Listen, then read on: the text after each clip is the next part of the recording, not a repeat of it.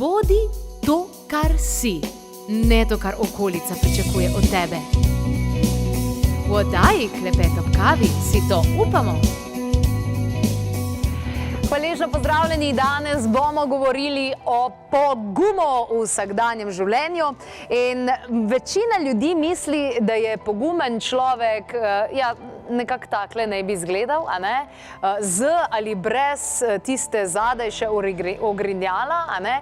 Ampak da je to pogumen človek, se pravi tisti, ki nima nobenih težav, kaj vse einfach po domače bi lahko rekli, pa je temu res tako. Jaz ponavadi pri besedah zmeri kar pogledam v slovar slovenskega knjižnega jezika in pri pogumu piše takole. Torej, pripravljenost storiti kaj kljub težavam, nevarnosti.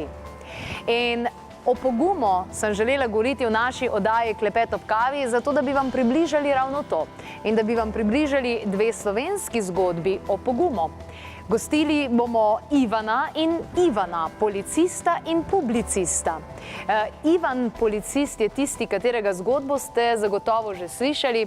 Gre za očeta, ki je pravzaprav se znašel pred mnogimi izzivi v svojem življenju in na nekem trenutku celo želel storiti samomor.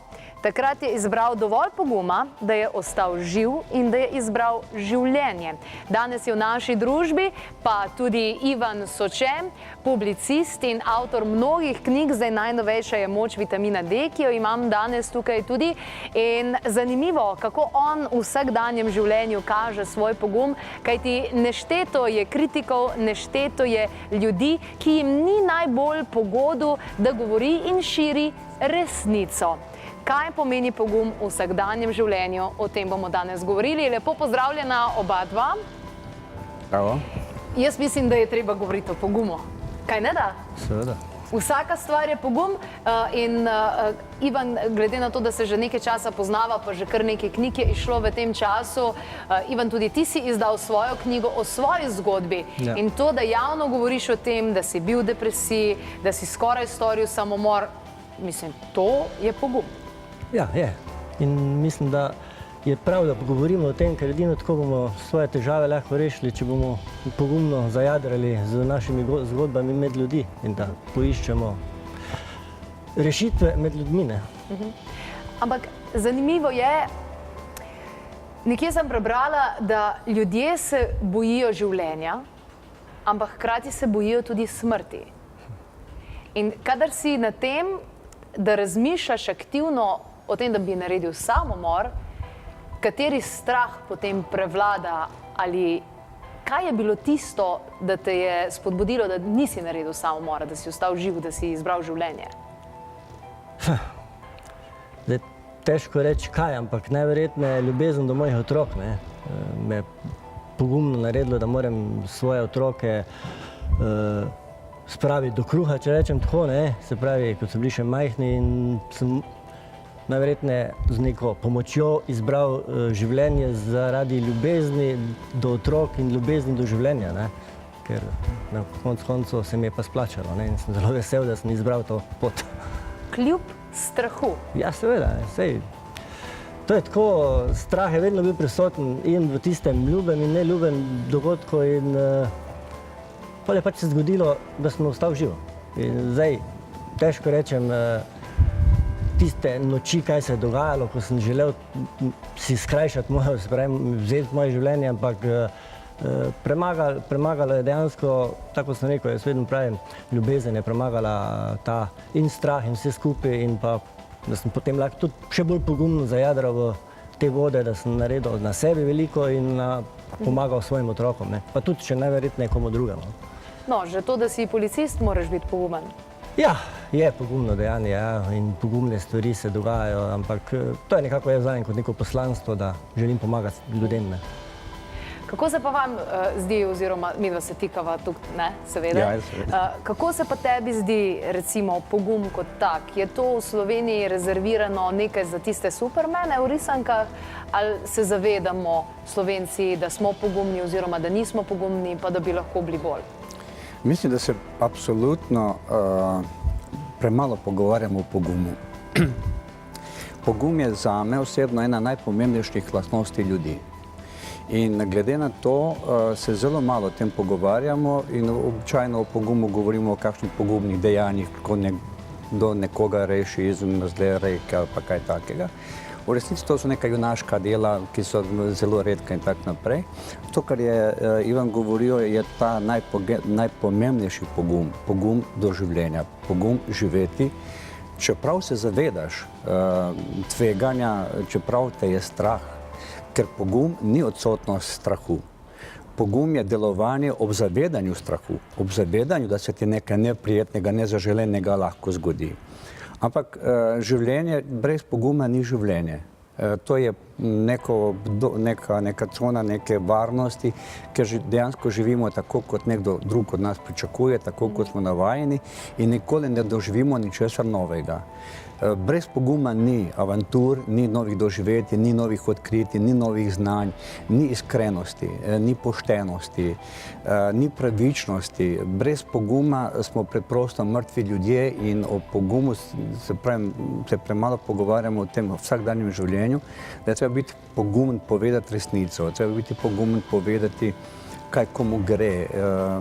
To so takšne majhni pogumi, ki celemu življenju dajo na drugačno noto in na drugačno dimenzijo. No, ampak Ivan, ti živiš velik pogum glede na to, da širiš resnico, preverjene stvari in s tem stopiš na žulj marsikomu in doživiš kar tak konkreten odziv tudi. Po medijih smo spremljali v Večeru vse te tvoje zgodbe, takrat o mleku, govorimo o kravjem mleku in potem je tudi knjiga nastala in tako naprej. Preden objaviš neko zadevo, ali je to članek, ali je to knjiga, ti se zavedaš, da bo prišlo do tega, da boš dvignil prah. Ja, to je namen. Brez prahu ni dobre literature, drugače bi ne bilo nevredno pisanja. Ne bi bilo vredno leta in leta nekega raziskovalnega dela, nekaj mesecev res trdega pisanja, recimo za vitamin D, če bi ne vedel, da bo to dvignilo nekaj prahu, da se bo nekaj spremenilo. Jaz sem pač v eni zelo privilegirani situaciji, kjer mi dejansko nihče nič ne more. Nisem eksistenčno odvisen od nobene industrije, od nobenega, tako da je rekel, ta količina strahu, ki jo premagujem, relativno majhna. Ampak je bilo potrebno nekaj poguma se lotiti pisanja, recimo neke knjige o kravjem mleku in to je edina knjiga, ki govori o slabih straneh kravjega mleka. Veliko knjige, ki ga hvalijo, to je edina knjiga, ki govori drugače. Bilo treba veliko poguma se zoperstaviti celi ekipi uglednih strokovnjakov, zdravnikov in tako dalje, ampak mislim, da je bilo vredno in da je pravzaprav edino smiselno tako delovati. Ivan, ne vem, če si opazil, ampak meni se zdi, da je nekdo pogumen in začne govoriti o teh stvareh, kot recimo ti, kako blizu si bili od tega, da si vzameš življenje in podobno, da potem tudi druge opogumiš, da povejo tiste stvari, ki jih nosijo v sebi. Pa tudi knjiga zdaj, ki si izdal, zagotovo se veliko ljudi obrača na te, pa reče, hvala, da si povedal smisel, da sem edini na tem svetu. Ja, sej, dejstvo je tako, da ko začneš govoriti, pa ko poveš, se tudi drugi identificira in najde neko podobno zgodbo, ampak le tak je v moji zgodbi in ni mogoče čist ista, ampak določene so celo večje, manjše, ampak to v glavnem je, da najdejo pogum v tem, da spregovorijo, ne? Ker najbolj to je, ker ljudem ne želimo govoriti o teh težavah svojih in te zadeve, glih zaradi straha pred tem, kaj si bo mislil, kaj bo kdo rekel in pred tem, ne. In tudi jaz sem imel te pomisleke, ne, ampak v neki situaciji sem pač premagal ta strah in ja, končni fazi premagovanje strahu je meni največ naredilo dobrega, bi rekel, tako, ko sem dejansko, ko sem začel govoriti in ko govorim, samo sebi pomagam, pa tudi drugim, ki vidijo. Kot posledica. Tako. Kaj pa se ti zdi, da recimo je eno izmed najbolj strahopetnih dejanj, ki jih lahko človek naredi? Ravno to, samomor? Strahopetno, zdaj ne bi rekel, da je strahopetno, ne. Vsak človek se lahko v določenem trenutku znajde na tej zaradi različnih stvari, ne. Jaz, ko se recimo tudi službenega vidika dosti srečujem s temi stvarmi, to so različne zgodbe, ne. Je težko govoriti, da je to strahopetno, ne. Jaz ga ne jemljem tako kot strahopetno dejanje. Pač nekdo ne vidi več smisla v tem življenju in pol si pač naredijo te stvari, ne. Nažalost, ne. In tu bi mogoče tudi morali več vsi narediti, tako ljudje kot država, pa bilo kdo, mogoče, da se več govori o tem, več dela in več to, ker veliko več ljudi umre zaradi samomorov kot zaradi prometne nesreč v Sloveniji in prometne nesreče so ful poudarjene, samomori pa kar predvsem manj, ne. Tako da bi mogli več govoriti o tem stvari. Ivan, nikoli ne bom pozabila, ko sem brala tvojo knjigo Hipokrat je bil kuhar, kjer so navedeni pravzaprav tisti strupi, ki jih imamo veliko v življenju, pa se jih pravzaprav ne zavedamo, ne? Ja, ti trije strupi, torej neznanje, navezanost pa nesprejemanje, so dejansko posledica naše tisočletne kulture strahu. 1000 let pred našim štetjem se je nekako v našo civilizacijo zažrl strah. Strah pred peklom, strah pred nesrečo, strah pred boleznjo, strah pred tem, strah pred onim. In z tega strahu se poraja ta nagon po imeti, kar pač ponuja neko navidezno varnost. In se potem navezujemo na stvari, tudi na druge ljudi, zaradi tega občutka varnosti, da nas je manj strah. Tudi pozneje prihaja pač zelo mogočna industrija ali pa različne industrije, ki vgrajujejo ta strah v nas in pač funkcioniramo tako, da nas je vsega strah in se ves čas pogovarjamo o nekem strahu, ne pa o pogumu. Zame je pogumno dejanje tisto zavestno dejanje, če se zavedaš nekih posledic. Dejanje v afektu, ker nimam nobene izbire, niti tisočinke sekunde premisleka, ampak pač nekaj narediš instinktivno in tako naprej, lahko rečem, da je pogumno, herojsko in ne vem kakšno, ampak to ni ta pravi pogum. Je biologija. Tako, je neki nagon, je kemija, so hormoni, karkoli pač je, ampak pogum je sprejeti to življenje. Živeti ga res sproščeno, sprejeti to, kar ti življenje prenese, kakoli je boleče, kakokoli je mučno, zoprno in kakokoli je, ampak pogumno ga je sprejeti. Pogumno je prevzeti odgovornost za svoje življenje. To pa lahko narediš, če nisi navezan toliko na druge ljudi, na predmete, da si dejansko svoboden. Takrat ti pa nihče nič ne more. Takrat postane ta pogum, ta neustrašnost, ker dejansko te ničesar ni več strah, ker noben ničesar več ne more vzeti. Ampak za sistem je to najbolj nevaren človek. Ja, tistega, ki mu nimaš kaj vzeti, je dejansko mu ne moreš nič. Ne moreš ga karkoli mu narediš je brez efekta. In ti ljudje so najbolj nevarni. In potem je pač družba razvila neke druge mehanizme, kako se s temi ljudmi obračuna. Eden od teh je, da se jih preprosto marginalizira, da se o njih ne piše, ne govori. Recimo noben časopis ni objavil resne recenzije o tisti knjigi o mleku.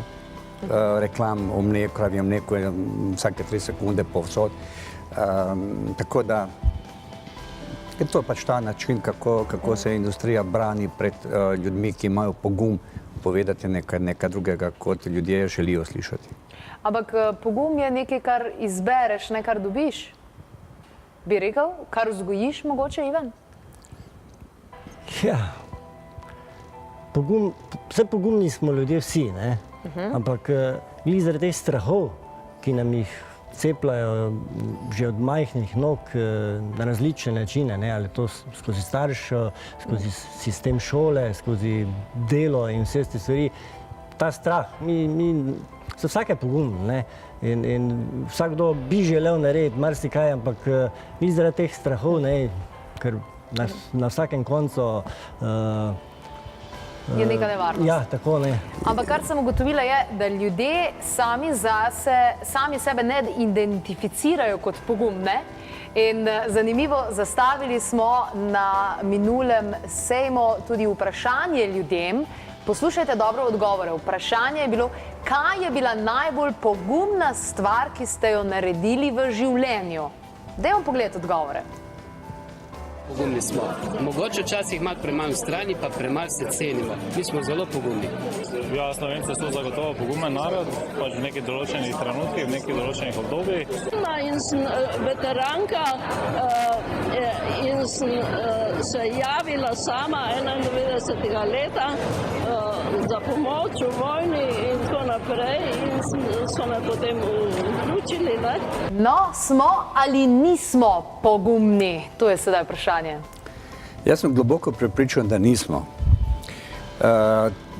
Tisoče in tisoče generacij nazaj, torej ne, ko smo mi bili majhni, ampak ko so bili majhni daleč, tisočletja daleč naši predniki, se niso rodili niti kot pogumni, niti kot strahopetci.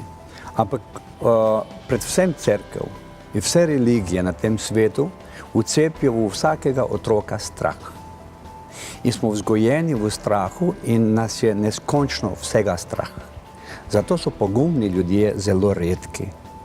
Redki ljudje so, ki imajo dovolj tega poguma, da zavestno nekaj pogumno počnejo, da sprejmejo življenje, da se ne navezujejo na službe, na partnerja, na povezave z ljudmi, ki jih uničujejo njihovo srečo.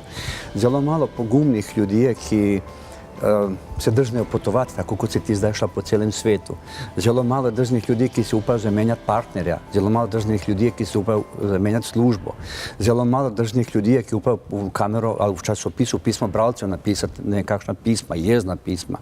Zelo malo pogumnih ljudi, ki upajo iti na trg se boriti. Zelo malo pogumnih ljudi, ki grejo na volitve in pogumno krožijo tisto, kar res želijo. Ta revolt, ko je bil v Mariboru, Gotovci in tako dalje, ni bilo dejanje pogumnih ljudi. Bilo dejanje jeznih ljudi, ki so jim neki radarji vzeli nekaj par evrov iz žepa. In ko so odstranili to nevarnost, da bi jim jemali par evrov iz žepa zaradi prehitre vožnje, ni več bilo nobene aktivnosti, nobenega pogumnega dejanja. Se pravi, bi lahko naredili en sklep, da je pogum pravzaprav orodje ali orožje za strah? Pogum je orodje ali pa orožje za eno svobodno, krasno, neznansko, lepo, svobodno, odgovorno življenje. Brez poguma takšnega življenja ni, ker si zmeraj samo igračka v rokah tistih, ki imajo pogum. Odlično. Še kakšna zaključna misel, mogoče vsem tistim, ki imajo veliko družinskih, osebnih težav, takih in drugačnih in iščejo luč. Tvoja knjiga je vsekakor dobro orodje tudi pri tem, da zberejo svojo moč? Ja, dejstvo je, kdorkoli se s čim, da ga boji narediti, ali je to zamenjava partnera, ali je to bilo kaj.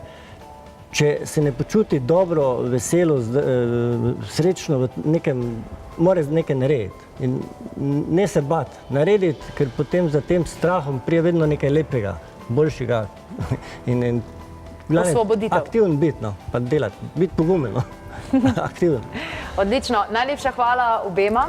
Hvala za vajino delo, za vajen prispevek, ker definitivno opogumljate tudi vse ostale. Hvala lepa. Hvala. V oddaji Klepet ob kavi pa še veliko takih in drugačnih stvari, ki bodo opogumljale vas, da naredite korak naprej. Kajti slišali ste, da najslabše je tisto, kakor stojiš na mir pa čakaš, ja, pa se bojo boljši cajti. Samo en čas obstaja in najboljši čas je zdaj.